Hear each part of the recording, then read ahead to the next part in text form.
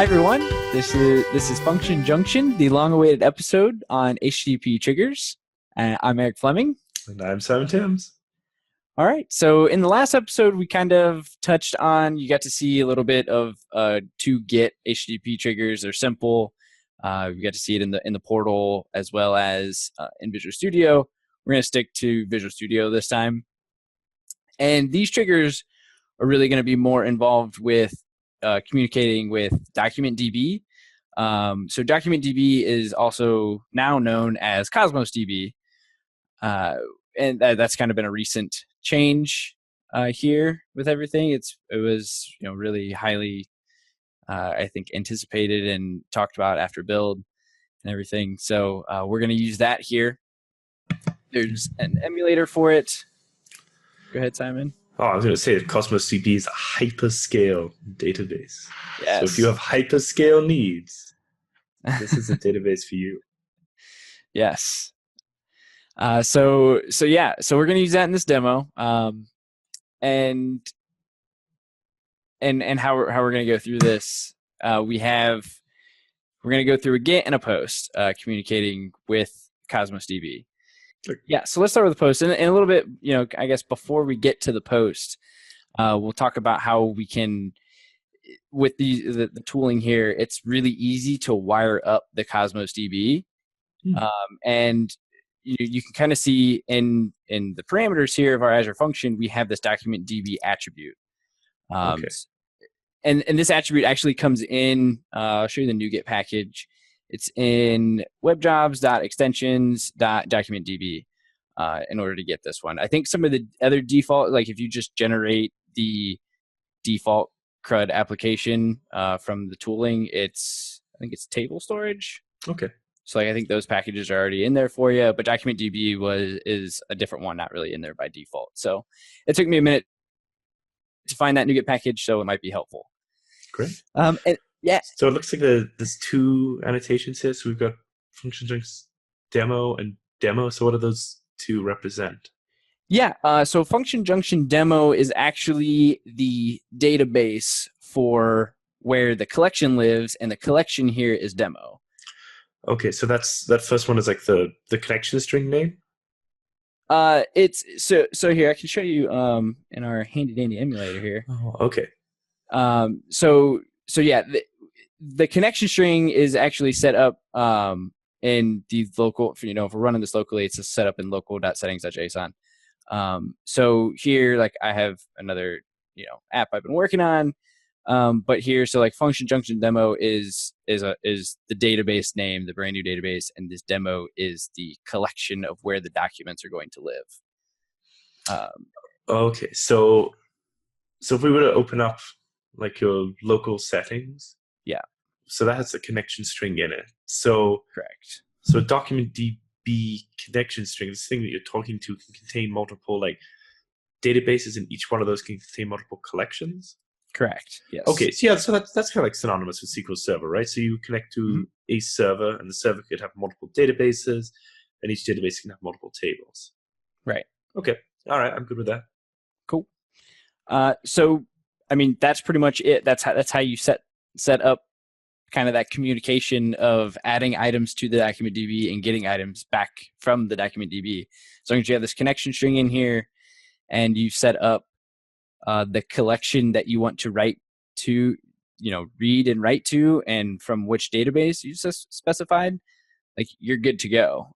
So like you can see here in the Git function, we have items.where it's actually we're iterating on the collection that we pulled, that we've specified here, and in the post we have collection.add. We're adding it to that actual collection. Okay, awesome. So collection probably has like add and delete and a few other functions on it. Let's take a look. Collection dot. Oh, okay. Well, I guess add. Yeah. All right. So there must be some other way of doing delete. We'll figure that out. Yeah. Later. Yeah, exactly. Okay. Awesome. So yeah. So let's add an item here, and then we can with the post, and then we can read it back from Cosmos DB with the Git. Okay. Cool. So I'm going to use Postman here to set this up, bring it over. So I have just this little little object here, which I guess I didn't really explain.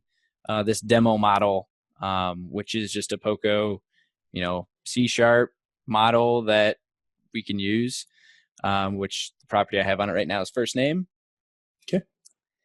So for the post, this is the URL that we have, which we kind of touched on in the last episode. And I'll send the object with just a first name of hello Simon. Let's put a comment in there. Okay. We'll hit send. I should probably run the project first. All right.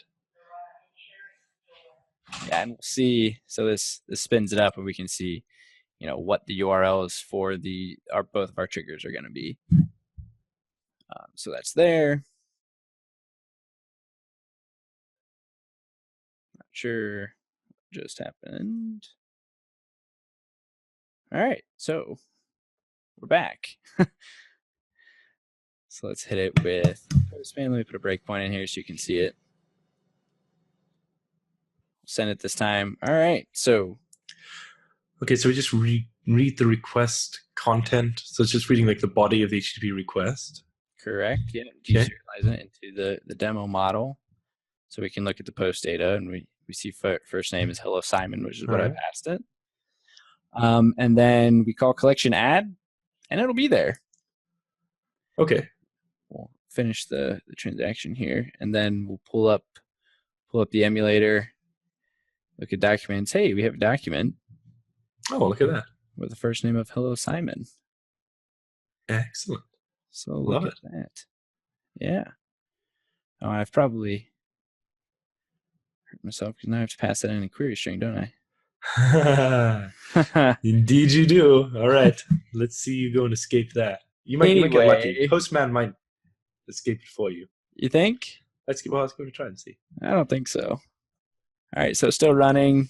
Let's we'll do name equals hello Simon. We'll see. 50-50 chance it'll work, right?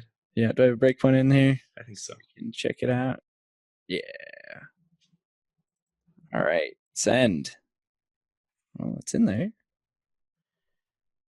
Wow, it does. Look at that. For you. That's nifty. I didn't know that. See, learned something new. So now we're in our Git. So now we actually have the items that were in that collection. So you can see we have one item there. And now I'm actually using a link statement to iterate through the Cosmos DB items. So I'm going to iterate, I'm going to check for the items where the first name is hello Simon, which is what I passed in the query string. And we'll look at our item. We should have one. Look at that. We have our object with first name of hello Simon. Yeah. All right. And that's just going to get encoded back into the output? Yeah. I didn't. We're just doing it. Okay. Yeah. Yeah. Awesome. But it's as simple as that. It is as simple as that. So like we have two Azure functions here that were set up really easily to talk to document DB to put some data in there and then read the data back out. Wow. It's easy. You can build a to-do list app in no time. Exactly. All righty. Well, great.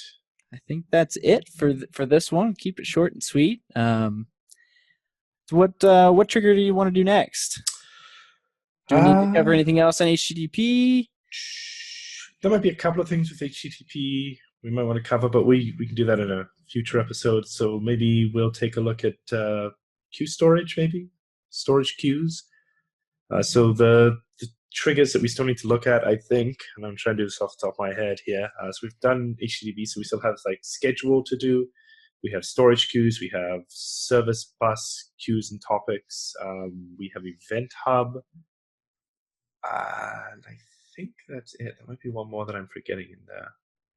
But so we've got at least 5 more episodes just on our introductory triggers, and then we'll have to come up with more topics. Oh, I'm sure there's going to be plenty. I imagine. Alrighty. Well, thank you. Thank you for joining us for another episode of Function Junction. We'll see you next time. Thank you.